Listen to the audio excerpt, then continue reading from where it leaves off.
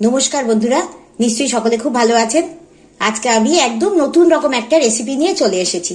এটা আমি নিজে বাড়িতে বানিয়ে খাই, খুবই ভালো লাগে এবং শীতকালের জন্য তো খুবই ভালো এবং খুবই হেলদি একটি রেসিপি। এইটা হচ্ছে পালং শাকের ধোকা। এই দেখুন, আমি এখানে মটর ডাল সারা রাত্রি অনেকক্ষণ প্রায় 5-6 ঘন্টা ভিজিয়ে রেখে বেটে নিয়েছি একদম মিহি করে। আর এখানে নিয়েছি পালং শাক, বেটে নিয়েছি, কাঁচা অবস্থায় বেটে নিয়েছি। এটাকে আমি কোনো সেদ্ধ করে নেইনি, কারণ সেদ্ধ করে নিলে জল চলে গেলে এটার গুণটা তো চলে যায়, তাই কাঁচা অবস্থায় বেটে নিয়েছি। এই দুটোকে আমি মিশিয়ে নেব। আর আপাতত আমি এর মধ্যে দিচ্ছি স্বাদ মতো নুন, আর দেব সামান্য সাদা জিরে। এর মধ্যে হলুদ বা লঙ্কার গুঁড়ো কিছু পড়বে না, কেননা এই পালং শাক যখন আমি বেটেছি তার মধ্যে কাঁচা লঙ্কা বেটে নিয়েছি, যাতে সবুজ রংটা থাকে সেই রকমই করবো, তাই হলুদ আর দেবো না। আর লঙ্কা তো দেওয়াই আছে, তাই ঝাল দেওয়ার আর কোনো ব্যাপারই নেই। এর মধ্যে আমি দেবো হিং,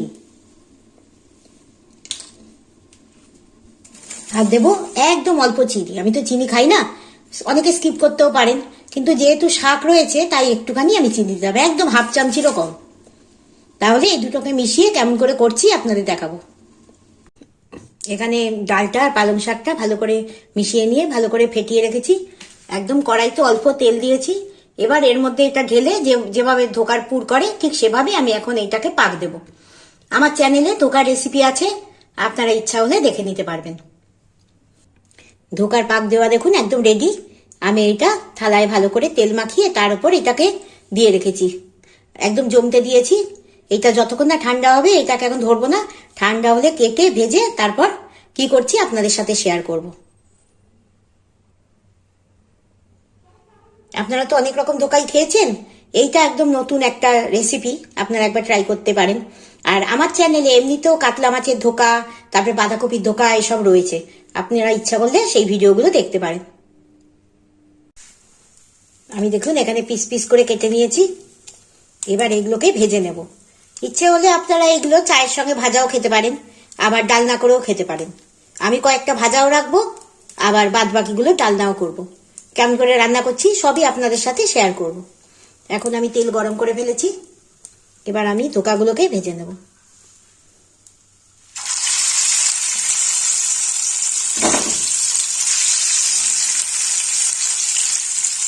ইচ্ছা হলে এটা এয়ার ফ্রায়ারেও ভেজে নেওয়া যায়।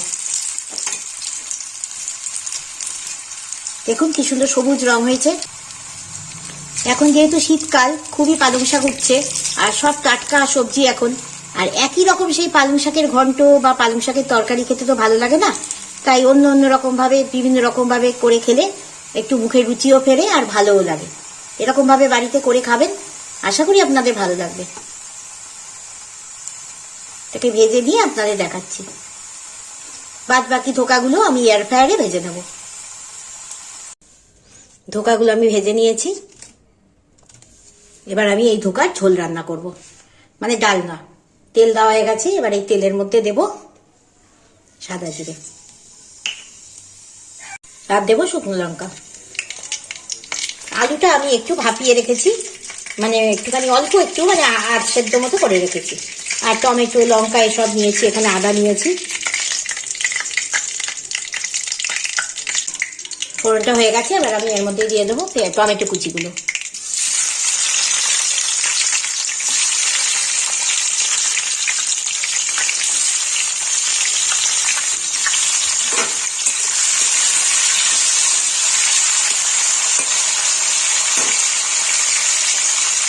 টমেটোটা যতক্ষণ না নরম হচ্ছে ততক্ষণ আমি এই আদার মধ্যেই নিয়ে নেব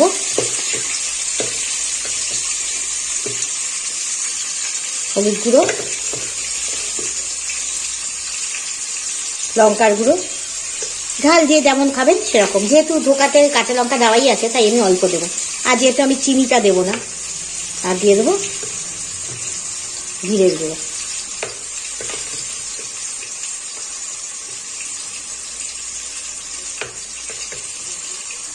এই সব মশলাগুলো আমি একটু জল দিয়ে গরম জল করে নিয়েছিলাম, এই গরম জল দিয়ে ভালো করে একটুখানি মিশিয়ে রাখছি। মশলাটা আগে থেকে একটুখানি মানে যদি গুলিয়ে রাখা হয় তাহলে খুব ভালো হয়, তাহলে কাঁচা গন্ধটা আর থাকে না। টমেটোটা দেখুন একদম নরম হয়ে গেছে, ভাজা হয়ে গেছে, তেলও ছেড়ে দিয়েছে। এবার আমি এর মধ্যে দিয়ে দেবো এই মটরশুঁটিগুলো।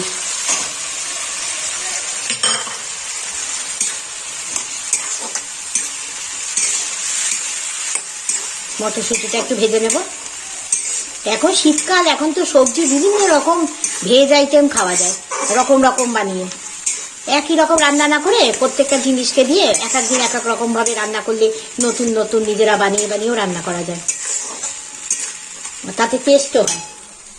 এবার আমি এই গোলানো যে মশলাটা রয়েছে এটার মধ্যে দিয়ে দেবো।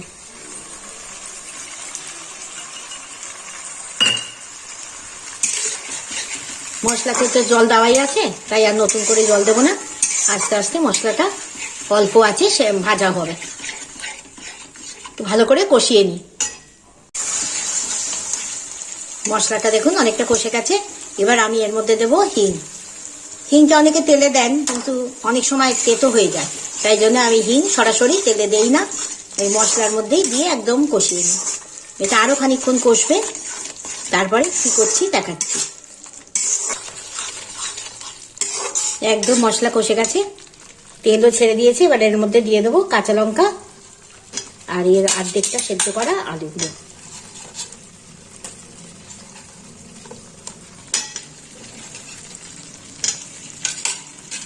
আলুগুলো একদম সেদ্ধ করাই আছে, হাফ, সুতরাং বেশিক্ষণ আর লাগবে না। এবার ভালো করে কষিয়ে নেবো আবার।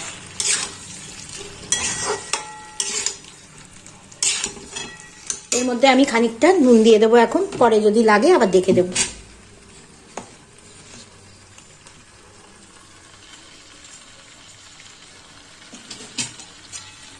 নুন দিয়ে ভালো করে কষিয়ে নিয়ে দেখাচ্ছি। তেল বেরিয়ে গেছে দেখুন, মশলা খুব ভালোভাবে কষানো হয়েছে। এবার আমি এর মধ্যে দিয়ে দেবো পরিমাণ মতো জল। জলটা একটু বেশিই দিতে হবে, কেননা ধোকায় কিন্তু জলটা আবার টানবে।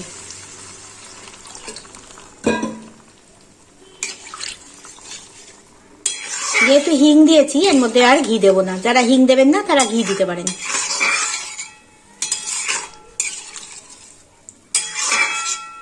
একটু ফুটে গেলে ধোকাগুলো এর মধ্যে দিয়ে দেবো।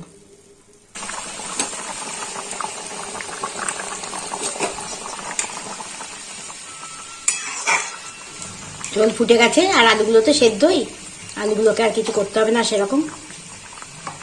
একটু গরম মশলাও দেবো এর মধ্যে। ব্যাস রেডি। এবার নামিয়ে দেখাচ্ছি। এর মধ্যে এবার ধোকাগুলো দিয়ে দেবো, 5 মিনিট মতো ফুটিয়ে ব্যাস নামিয়ে দেখাচ্ছি। পালং শাকের ধোকা দেখুন একদম রেডি। অবশ্যই বাড়িতে একবার এটা করে খাবেন, খুব ভালো লাগবে। আর এরকমই যদি নতুন নতুন রেসিপি পেতে চান অবশ্যই আমার সাথে থাকবেন। সকলে খুব ভালো থাকবেন। নমস্কার।